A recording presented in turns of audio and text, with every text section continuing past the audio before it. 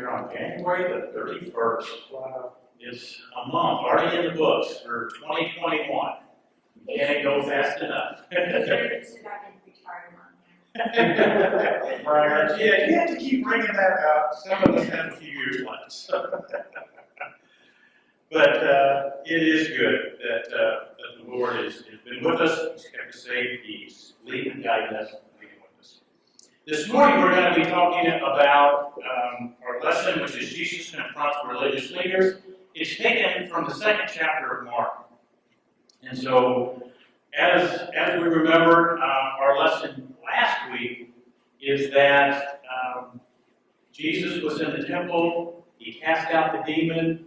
And later on in that first chapter of Mark, he has healed the leper, a man from leprosy. So Jesus is working through the healings and working in the synagogues, and he is attracting attention. This is a time when Jesus' popularity was very high. People would flock to him to be able to listen to him teach and to see his healings and possibly be a part of it, to where they came in and they listened to him and they seen the miracles being accomplished in the life of all these.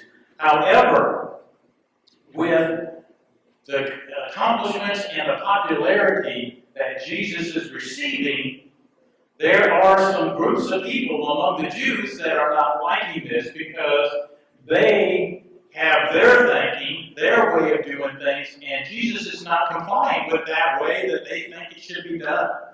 And kind of like a program, I want you guys to know who we're talking about this morning again, the people that are confronting Jesus as he is going through and as he's teaching and as he's healing and as he's working. The first one we have are the scribes. And the scribes are those learned people that translate and write down the law. That's their responsibility, is to write the law. That's what they did.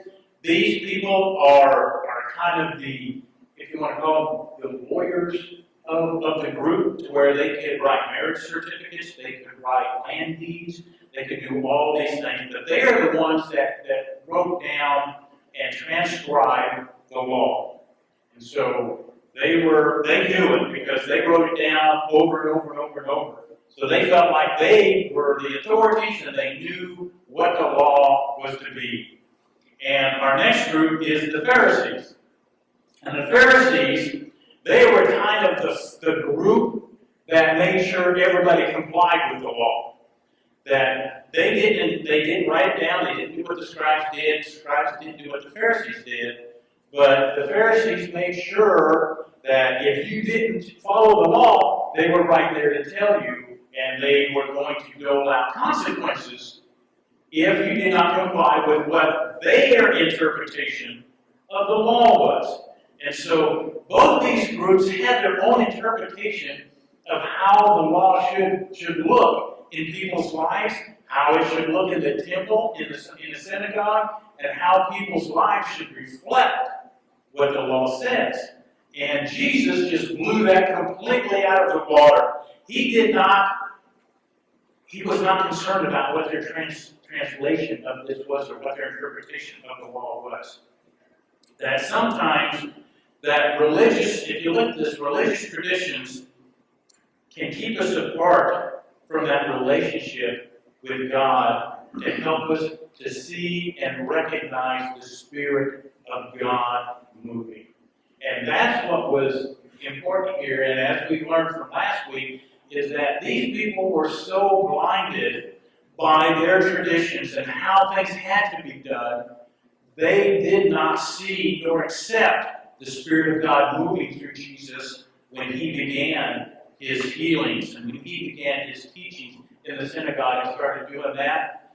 They did not even recognize this. They even accredited that down in the verses a little bit further, that they were thinking that was the devil because they were so out of touch with what the Spirit is. The Spirit, they couldn't even listen to that. And so it's easy to replace our relationships with traditions. Traditions are a whole lot easier to work with than a relationship with Jesus or somebody. And that relationship, though, that is what makes us grow. That is where we learn to hear. That's where we learn to react. That creates that movement, that closeness that we have with Christ, to where we hear His voice, we understand and feel His Spirit. And the people, the Pharisees and the scribes, they got beyond that. They were so indwelled and ingrained in their traditions that the Spirit, they could not hear that part of the Spirit. So, and many times, and we hear this at work when we try to change things, try to change processes and procedures. Well, that's the way we've always done it. And it's gotten to the point where they know that's not a good answer at work. That's just the way we've done it. And in our lesson this morning, that's what Jesus is trying to tell them. Just because it's the way you've done it is not the best way to do it. That's not the way that it has to be done. That Jesus was moving forward. There is a more important thing than tradition, and that's people. That people are what Christ came for, and they are the ones that Christ is focusing on as He moves through the lesson we're going to be studying. There's 2 or 3, 4 examples here of Him. And just as we read through this, understand one thing, that when Jesus speaks, He does not misspeak. A lot of times, we misspeak. We say something that, no, that's not what I meant. I meant to say something else. But Jesus does not misspeak to where He goes, oh, I shouldn't have said that. I meant something else. He speaks exactly what He says, and it's for a reason in the way He says it. And that's to edify Him, that's to edify you, and to bring you to an awareness and an understanding of the Spirit and how He can move and work in your life much, much better. So that's just kind of a preemptive overview of our beginning this morning. So let's turn to Mark, the 2nd chapter, and the verses 1 through 12, and we'll take this in a couple different sections. So we'll begin reading there with verse 1. And again, He entered into Capernaum. Capernaum is where they were at in chapter 1. That they entered into Capernaum and went into the synagogue. So they left and then they came back into Capernaum, and that's where we're picking up now. And as Wes said last week, Mark doesn't waste his time with trying to explain a lot of things. He gets right into it. This is what happened, this is what's going on, and this is what everybody thought about it. So that's a good thing. So we got right into it. So they came into Capernaum some days, and it was noised that He was in the house. And straightway many were gathered together, insomuch that there was no room to receive them, no, not so much as about the door, and He preached the word unto them. So His fame has already spread around. Like I said, He's healed the demonic man, He's healed the person with leprosy. People know that Jesus is able to heal and touch. There's something different about this man. And so once He came back into Capernaum, then word was noised about saying, He's back. He's back. And then the people just walked into the house. And He began to preach to them. He began to expound to them the truth of God and what He was there for and what was going to happen, and His teachings about the people and about how knowing that Christ to save them, to have that relationship with them, to grow in the Spirit. And so basically preaching them the truth that was there. And so in verse 3, it says, And they came unto Him, bringing one sick of the palsy, which were born of 4. And when they could not come nigh unto Him for the press, they uncovered the roof where He was. And when they had broken it up, they let down the bed wherein the sick of the palsy lay. So here, this everybody probably knows the story, but we have 4 men here. That their friend was sick of the palsy, he couldn't move, he was laying on a bed. And they heard about Jesus being there. The healer is in this house. And so they said, they made with kind of an agreement among the 4 of them. We're going to take our buddy, and we're going to move him over here, and we are going to bring him before Jesus because we believe Jesus can heal him. And I'm sure they convinced, they talked to him and said, this is what we're going to do. You just lay there, and we're going to take you to Jesus, and he's going to heal you. And so they carried him in, and can you imagine the disappointment or the frustration, whatever it is, that you would have felt as you approached the house and you see people so tightly packed in there, you couldn't enter to the door, you couldn't enter anywhere close to the house, that there has to be something done, and they were committed. They were committed for their friend to be healed. And so, can you imagine that conversation? Well, what do you think we ought to do? I got an idea. Let's go up on the roof, tear a hole in the roof, and lower him down. That's a great idea. People were going like, that's a great idea. Let's do that. And so they began working on it. So they went around the house, they climbed up on the house, put the hole in the roof, and lowered the guy down before Jesus. And what did Jesus say? And he said, verse 5, when Jesus saw their faith and he said unto the sick of the palsy, Son, thy sins be forgiven thee. He saw the faith of those four men, that they knew if they could just get him in front of Jesus, that he would be healed. And it's because of their faith and their diligence that he was healed. And that is a lesson that we can learn, I think, in today's and what we are facing here in our local church, that it's by our faith that people receive healing. It is by our faith, holding them up in the name of Jesus Christ, praying for them all day, every day, that Christ would touch them, that the healer would reach out and touch them, that he will. He will honor our faith. God knows our faith, and he will honor it. We're going to have to maybe climb up on a roof here and there, but he will honor our faith if we continue and working and holding up our brothers and sisters that need a touch from the Lord. And I told you earlier where Jesus doesn't misspeak. And it would have been easy for Jesus to say, you're healed. Take your bed and head out the door. You're good to go. But, and maybe his disciples going, why did you just say that? to try to avoid all the conversations and conflicts. But Jesus knew what he was doing. He knew what was happening. He knew who was in the crowd. And one thing that really stuck out to me in all these examples that Mark has given, as we read through here, pick this up, that the scribes and the Pharisees were always in the crowd. They are always following Jesus. They are always trying to find an excuse to keep him quiet, to move him out of the main scene.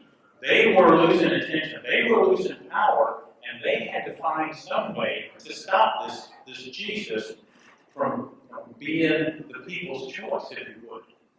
But every time that Jesus or his disciples did something in these examples that we're reading today, the Pharisees and scribes were there. And that just seems amazing to me that they were so intent. They were still getting the message, but their heart was not in the place where I want to listen. I want to understand. It's how can I catch him? How can we stop him? To where it's one of those things. It's a difference between night and day with what's going on here. So Jesus said, Son, thy sins be forgiven thee. And here we go. But there were certain of the scribes sitting there and reasoning in their hearts. Why doth this man thou speakest blasphemies? Who can forgive sins but God only? So they're just thinking about this. It's in their heart. They're not talking amongst each other. They're not, saying it out loud. But it's just in their heart. They're pondering it within their heart because they know from all the times they have written down the law says only God can forgive sin. Then they have this man that is sitting there that just pronounced this man forgiven for his sins. How can this be? How can this be?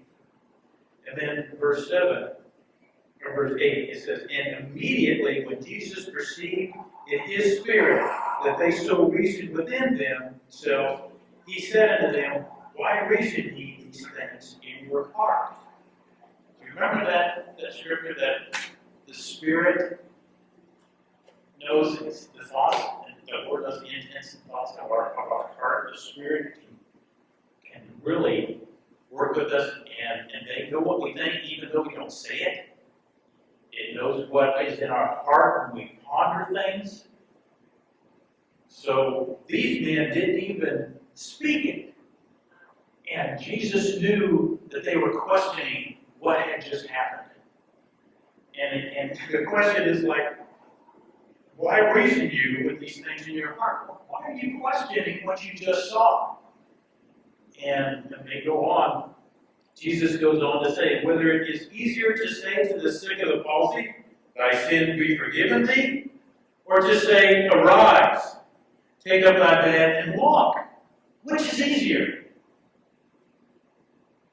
And so sometimes we as people, we have, all the time I think, we have trouble believing what we can't see, the intangibles. And that's where that relationship with Jesus Christ comes in, is that it helps us to grasp a hold of the intangibles, if you would, and to believe and have our faith in that when Jesus says so, the Spirit moves and says so, it will happen, or it has happened, or it will be done. We don't need to see things here. But since these people could not see what that forgiveness looked like, when Jesus spoke to him and said, thy sins be forgiven thee, they couldn't see that. That was not visible. And so when Jesus asked, which is easier, to do that or just to have him take up his bed and walk? It's kind of one of those rhetorical questions he didn't expect an answer, because he went right into and telling them, answering the question. It says, verse 10, but that ye may know that the Son of Man hath power on earth to forgive, he saith to the sick of the palsy, I say unto thee, arise, take up thy bed, and go thy way into thine house. So he's saying, okay, since you can't understand what you cannot see, I'm going to make it to where I'm going to give you something you can see, so that you know that I have power over the situation, whether you can see it or you can't. And so Jesus was there, and he asked that question, and then he turned to the man sick of the palsy, and he says, take up thy bed and walk and go back to your house. And they could see that. They could see this man hop up out of that bed, grab that bed, and walk out that door. And I'm sure they parted the waves just right through there, because they couldn't believe what was going on. And it says, immediately he rose, took up his bed, and went forth to all them, insomuch that they were amazed and glorified God, saying, we've never seen it on this fashion. We've never seen anything like this before. And what you're doing is amazing. Glory to God. We know this guy. We know he was sick of the palsy. And now we're seeing him walk. That is amazing. That is truly amazing. So, God made it. And Jesus made that example so that they could understand the unseen by showing them what they can see. So God is in control of both. Jesus is in control of both. And it's no easier to say, your sins be forgiven you, than rise up and walk. But this goes to show the heart of Jesus when he was there. He was more concerned about the man's soul than he was his physical issues. And so that is why it just showed more the character of Jesus Christ. That God is concerned about your soul. That is what he wants to have that relationship with. That's what he wants to be drawn closer to you. Physical, God provides for our physical healings and working that way. So, but most important, Christ's heart is toward the spirit, toward your soul, that he might draw you closer and closer to him. And so, and then going on to verse 13, we'll read down here for a little bit. It says, he went forth again by the sea, and all the multitude restored unto him, and he taught them. There he's teaching them again. And he passed by, and he saw Levi. Levi here is actually Matthew. They had several names through here, but this is Matthew that he's calling Levi here. So let's see, he's sitting at the receipt of the custom. Levi, or Matthew, was a tax collector. Nobody likes tax collectors. It's just the history from back in the, nobody likes people taking your money from them. And so they were there to take the money and add it a little bit for themselves. And so they were basically government people that received money from the people to the government. And so they were not very popular. And they were not looked upon very favorably, and nobody associated with them a whole lot. It's tax collectors, unraveled tax collectors. It's just the way they were. They were their only friends they had. Nobody wanted to be associated with them. And so Jesus seen Matthew there at his receipt, at his table, taking his money, and he said, "Follow me." And he arose and followed him. And so there, and it came to pass that as Jesus had eaten, so he went to Matthew's house and had supper, had dinner, however you want to call it. And many publicans and sinners sat also together with Jesus and his disciples, for there were many, and they followed him. So Jesus went into Matthew's house. Like I said, tax collectors hang around tax collectors. So they were all in there with people, with sinners. The people that the Pharisees and scribes shunned. They did not feel like they were common into there. They didn't want to be associated with the sinners. The people that had no hope. I mean, they weren't upward in the society. The Pharisees and Sadducees, or Pharisees and scribes were dealing with them, and they had just already written these people off as, you don't associate with these folks. These people are not to be associated with. Just leave them off, let them go off by themselves, and we'll have our own meeting here and have our own group to where we are the righteous people. We are so self-righteous that we don't even want to associate with them. And so that's kind of where they're coming from in their thoughts and in their comments that are coming up here. And so, and when the scribes and Pharisees saw him eat with the publicans and sinners, they said unto his disciples, "How is it that he eateth and drinketh with publicans and sinners?" How is it that he's associating with these wicked people? What's going on with him? Doesn't he understand who is in the house? And Jesus is not, he heard that. He heard that comment. And he starts to speak up. This is when Jesus heard it, he said unto them, "They that are whole have no need of the physician, but they that are sick. I came not to call the righteous, but sinners to repentance." So here he's saying he's going to be among the people that need him the most. He's going to be about the ones that are sick. And Jesus, through his ministry, even especially before this, they saw that those that came before him that were sick, that were possessed, that were afflicted with all kinds of diseases, they were healed by the great physician. And their spirit, their soul was healed spiritually by the great spiritual physician.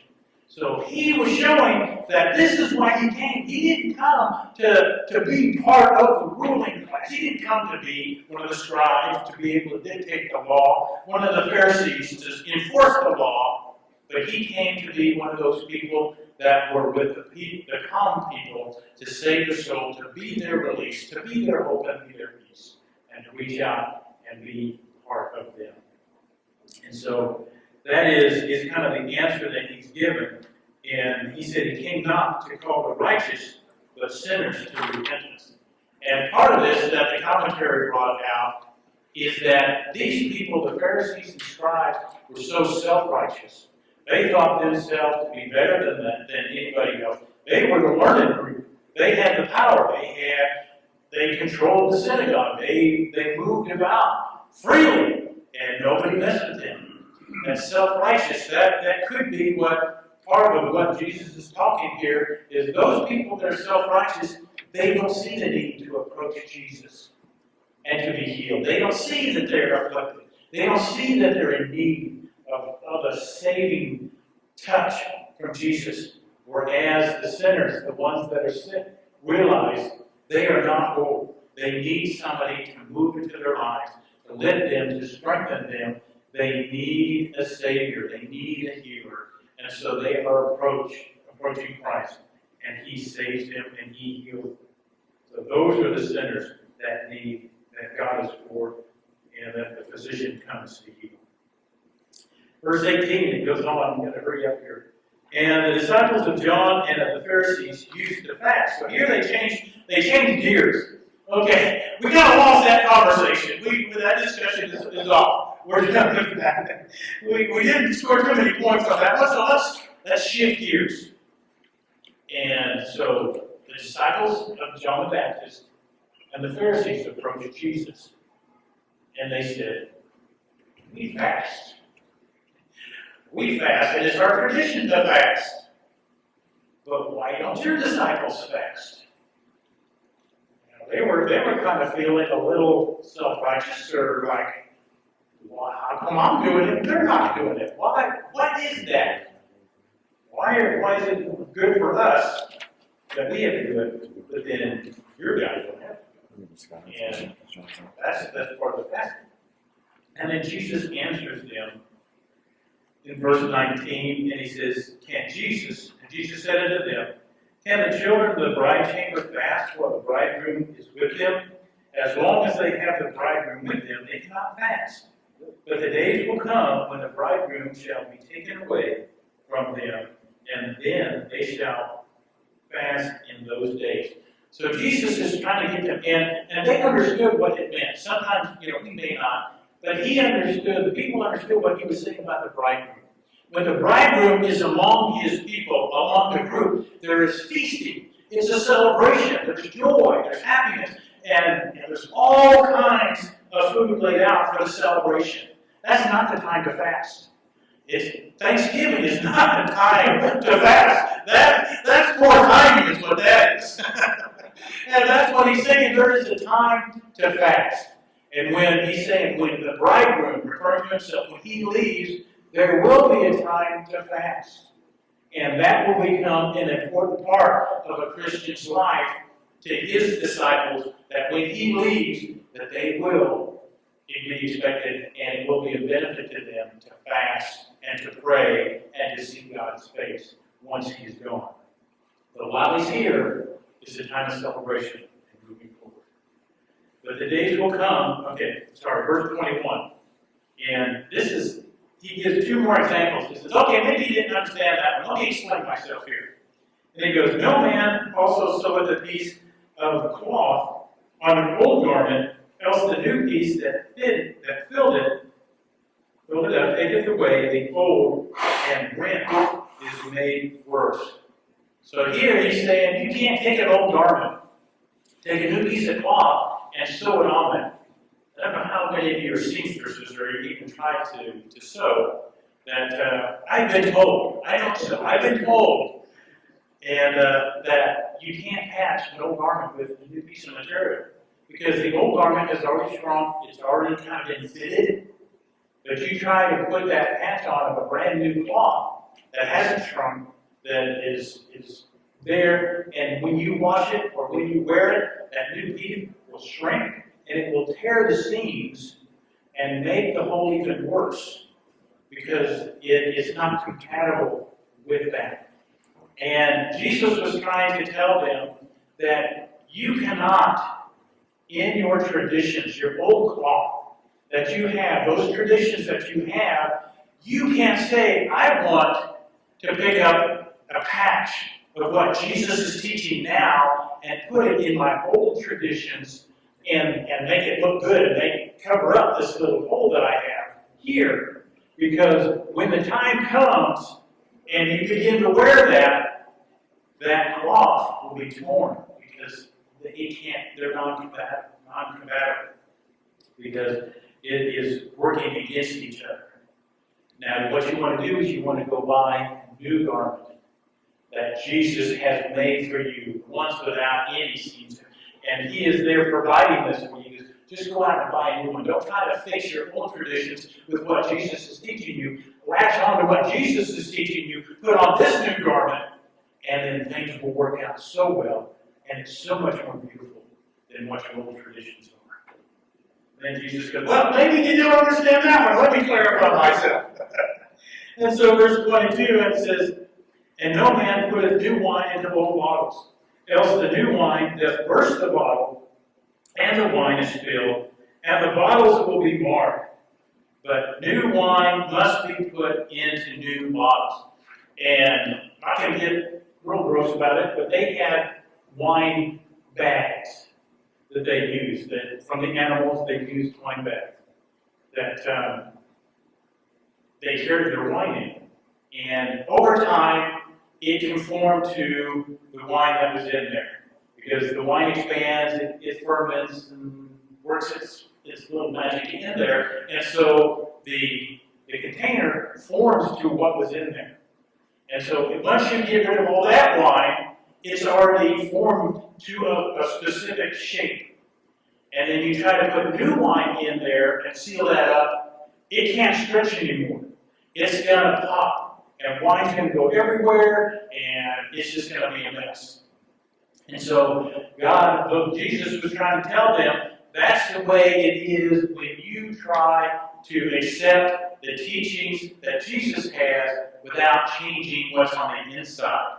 That you're going to have to change the container. You're going to have to change what you're putting in the new wine of Jesus Christ into your life, because it's not compatible with what this world has formed, and it will explode. You will blow up. And basically it's saying that you will not be able to contain what Jesus has. But start a new life. Start a new container. Change what you have within to conform to what Jesus Christ is providing you. And then it will expand as the Lord begins to fill you with His Spirit and with His power and with His understanding. Your container will expand and it will grow, and it will grow. It won't burst. It will grow to meet what God has blessed you with. But if our traditions start moving in, it confines how that grows. It makes us brittle. And then when Jesus tries to pour in more, the container breaks. So we need to have new cloth all over and a new bottle for what the Lord's pouring into us. Is what the example here is saying. So now they're going, okay, we didn't score any points on that one either. So let's move on to the next problem that we have, or let's see what he has to say about the Sabbath. And it came to pass that he went through this cornfield, verse 23, on the Sabbath day, and his disciples began as they went to pluck the ears of corn. And the Pharisees said, see, there they are, they're there again. The Pharisees, they're following these guys all over the place, just trying to find something wrong with them. It's that cancel culture, if you would, where if you don't meet up with their traditions, they want to try to push you off to the side, get you out of the spotlight, and get the spotlight back on them. So that's what they were trying to do with Jesus and the disciples here, because they're always following him through there. So they're out there, they're watching the disciples go in and collect some of these ears of corn, and then they're going, whoa, why do they do that on the Sabbath day, which is not lawful?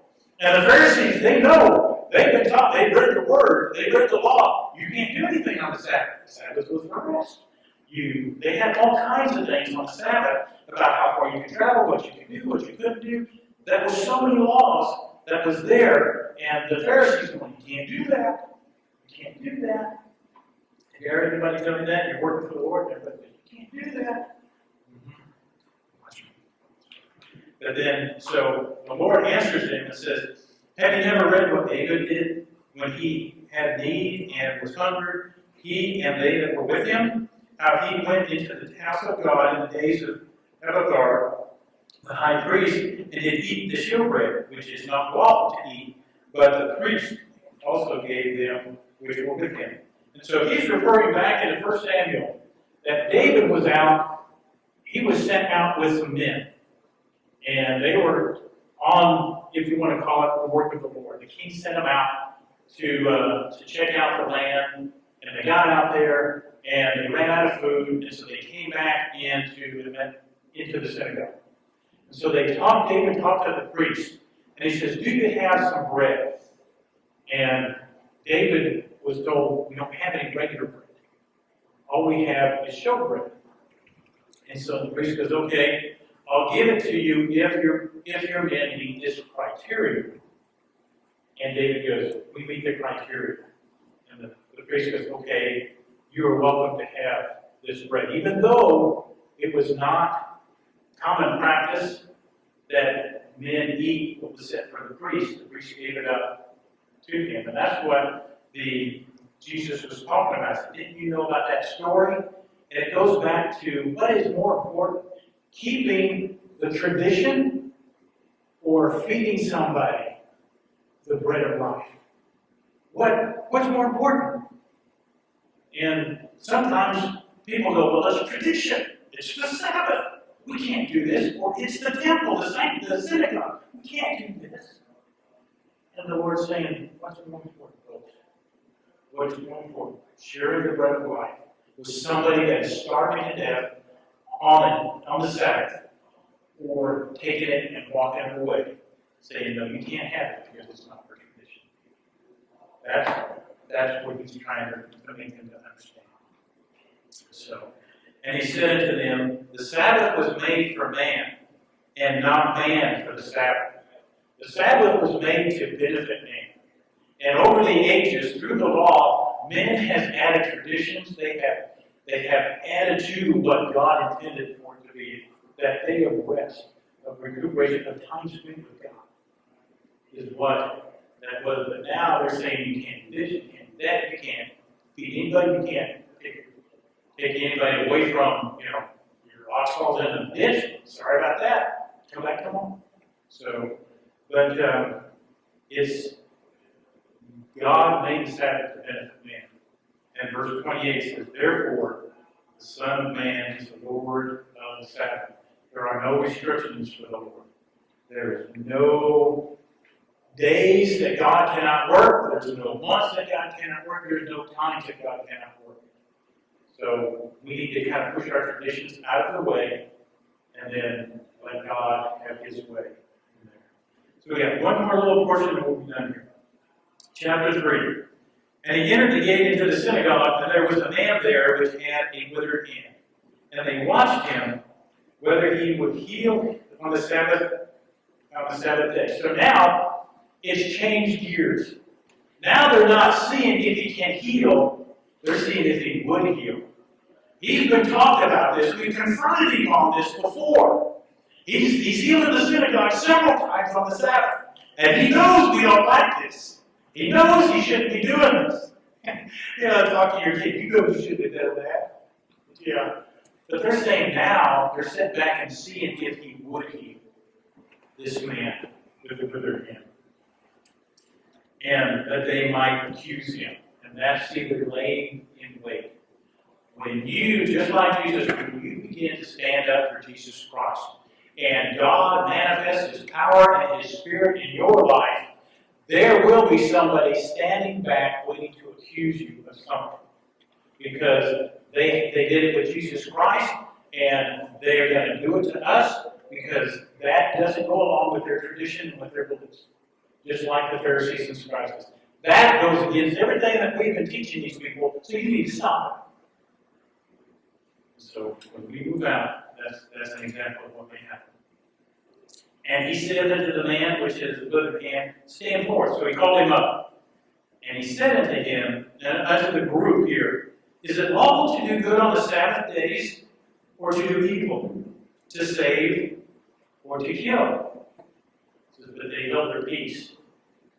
That didn't settle well with Jesus. That did not settle well at all. He became angry. Because they were so steeped in their traditions that they could not see the importance of healing somebody or saving a soul as opposed to sticking to tradition. And Jesus was angered that they were so caught up and so blinded by their traditions that they didn't even want to answer. They're going, well, if I answer the Pharisees are going to holler at me. If I say, yeah, you can, because I know you can't, then you're probably going to be happy. So what do we do? And they were caught in between, and that made Jesus angry. And so, as he looked around again, became angry. Then he told the man to stretch forth his hand, and he healed the man in the synagogue on the Sabbath.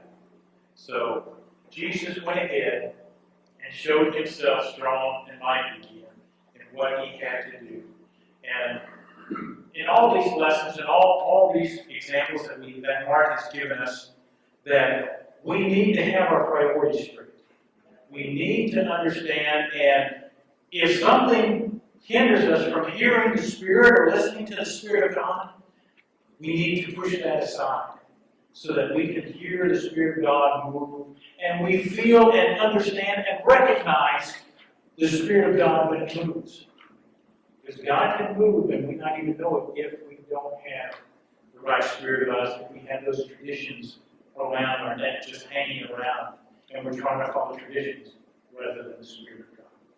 So Jesus confronts the leaders, but really they confronted him and he put them in their place. So that's kind of the way it is. But thank you for your time this morning. Let's take a quick